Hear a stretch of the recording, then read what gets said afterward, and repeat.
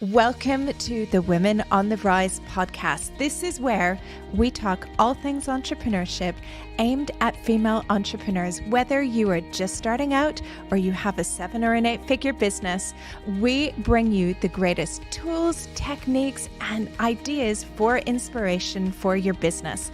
I also interview some of the world's leading entrepreneurs from all over the world to hear about their businesses and what they've done to grow and scale their businesses.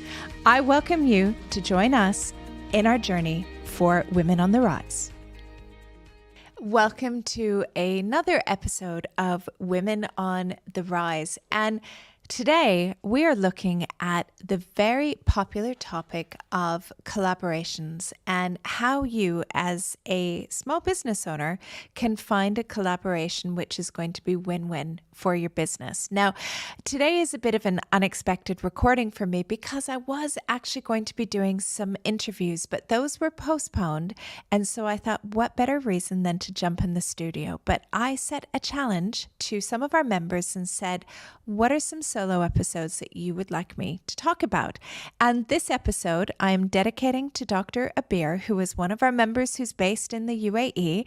And she said to me, Jen, I would love to have you talk about collaborations, how we can find them, how we can make the best use out of them, and any of the other things that we need to think about. So today's episode, we are diving deep into the world of collaborations for your small business. As a small business owner, it can be really hard, whether you're just starting out or you've been in business for a while, to grow your audience. And one of the quickest ways that you can grow your audience, find new customers or clients for your business, is through collaborations. And if you find the right partner to collaborate with in your business, it can give you huge gains in a very short period of time. So today we're going to dive deep into that and look at how you are going to be able to find those collaborations that will help take your business to the next level. What we want to be looking for first, though, is we want to have a vision about how collaborations are going to help us in our business. So what that means is that we don't want to just do a collaboration for the sake of having a collaboration, that we need to have a bit of a strategy behind that. So what that means is that we want to be very clear on what our goals are.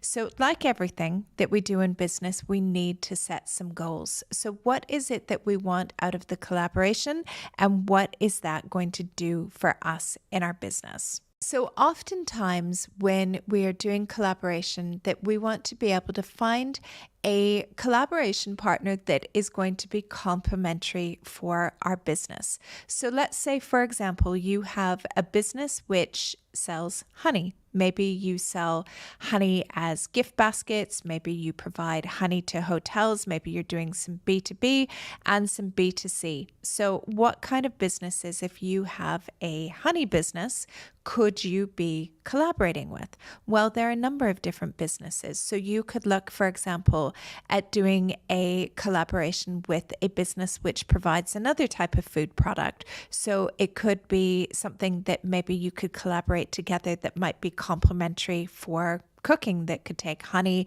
and maybe another product, let's say, for example, olive oil. Or it could be, for example, that if you have honey products that are used for gifting, that you could collaborate with a company that provides gifting products or gifting baskets. Or it could be an events company. There are a number of different areas that you could look at that you could collaborate with. And there are a number of different ways that you could collaborate. But what's important is you want a business that's going to be complementary. Sometimes as well, though, that you might even be able to collaborate with somebody who could be a competitor. Now, what I mean by that, and I've seen this before as well with some of our members, that although maybe you are competing against each other, that when you come together and offer a product or a service, that actually it can increase the market share for both of you. So my first top tip here is that you want to be open to a number of different areas of collaboration, but you want to find a business that is going to have similar values, similar outlook, and will be willing to put in the similar amount of work to you with this collaboration.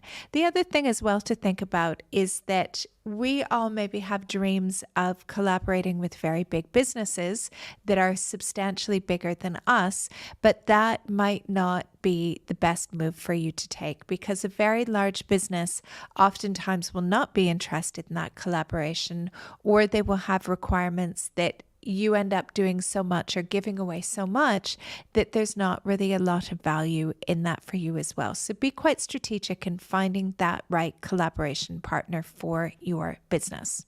When we are looking for collaboration partners, we want to evaluate that they're going to be right for us as well. So that's looking at things like their customer base. Do they have customers that would be customers that could potentially be our customers?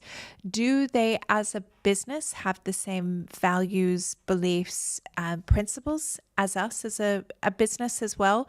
For me, that's really important, that I only want to work with businesses that have similar values to us within Female Fusion. And probably you as a business owner, you want to look at that as well. And you also want to look at similar size too. It's often good to work with a business which is a similar size to you, or maybe slightly smaller or slightly larger, so you will be able to really complement each other and build that win-win collaboration. The next thing we want to do is think about how our collaboration is going to work, setting the foundation for our collaboration. Who's going to be doing what? Will your business be doing the promotion? Will the other business be providing something else? Will you both be doing promotions? What does that look like? So when you are setting the foundation, really think clearly about what that is going to look like. Now, as a small business, there are so many different types of collaborations that you could be looking at that this involves a lot of creativity, and this can be a lot of fun when you look at that.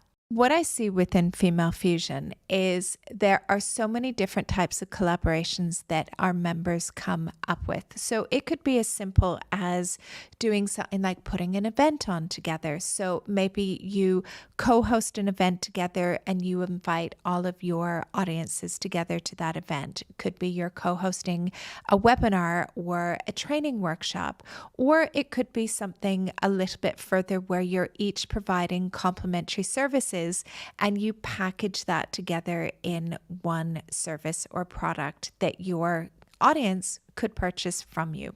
You could look at creating content together as well. You could look at creating a live stream together or a podcast together. I've seen a number of businesses come together, and one person, let's say, is an expert in marketing and another person is an expert maybe in e-commerce business, and they've come together and created a limited edition podcast, whether it's a free podcast or a paid for podcast, that they could go and create that as well. Other things like training courses. We've seen members come together and create a training course or a complementary training course together as well. You could also collaborate by offering your services or products to the other person's audience. So it could be that you write a guest blog, or if the person has a large audience, you could provide a training course. We collaborate with a number of well-known business owners and experts around the world where they will come into the Female Fusion membership and they will deliver a masterclass. And the reason why people do that is they want to be able to, one, share their knowledge, but also as well be able to be seen and be visible to an audience that they wouldn't necessarily have exposure to. So for example, we recently did a masterclass with Nicole Hatherley, who's based in Australia, and Nicole did a whole masterclass on really elevating yourself as an entrepreneur and how you are seen. And she really found that valuable because she had presented her knowledge to an audience that she had never connected with before. And we had so many people attend and so many people sharing her content and talking about that was a really great tool and resource for Nicole to be able to access. And it was great as well that we were able to bring an incredible expert to our community to share her knowledge. And one of the things that I was really impressed about afterwards is that Nicole and her team were very good about sharing information about the masterclass, what was talked about, some of the conversations and feedback that happened, of course, with permission of participants. And so she was able to not only share what had happened, but then we both cross-promoted that to our audiences. And so we had exposure to each other's audiences that probably hadn't connected before. So those are things to be really strategic and to be thinking about as well when you're thinking about types of collaborations. Other collaborations you could think about as well could be providing a product or service as part of a gift bag or a giveaway or a promotional bundle with other business owners. So again, in exchange for you providing that product or that service, that your business is promoted to a wider audience. There's so many different things that you can do that when it comes to collaboration, that it's really down to you and creatively what you could be thinking about. For example, I know that there was a couple of members that came together and had a really good idea for an eco-friendly, sustainable event. And they came together and curated all of the content together. Different members provided activations and they provided this live event.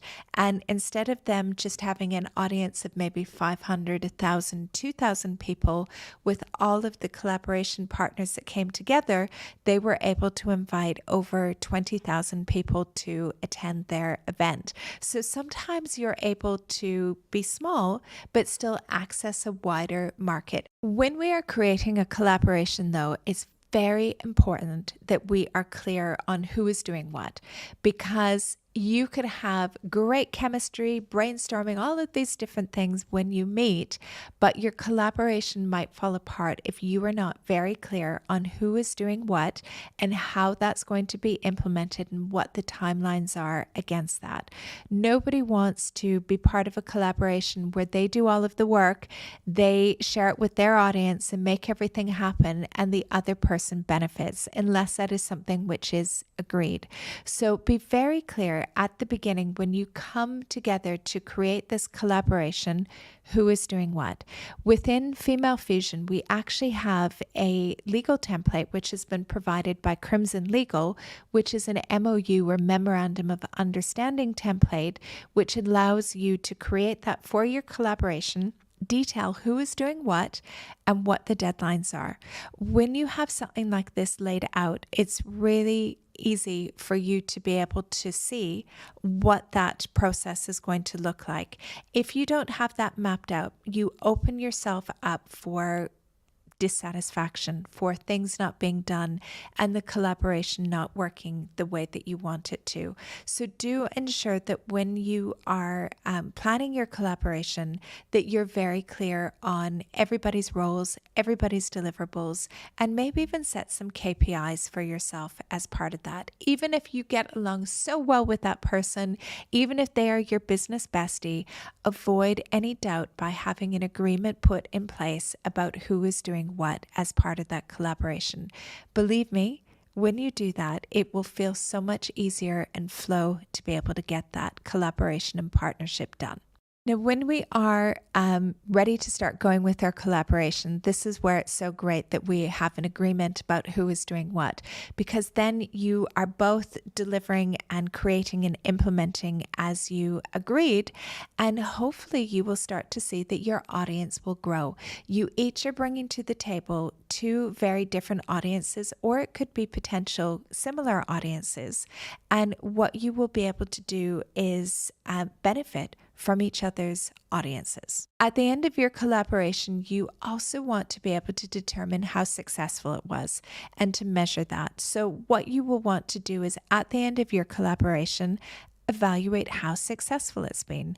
What are things that you can look at to evaluate the success of that? Well, it could be, for example, you could look at monetary value, especially if you're selling a product or a service. How much did your sales increase by? How many new customers did you gain? How many people did you gain on your email list? Both of you will be looking to gain your email list as a result of that. So how many people did you grow your email list by?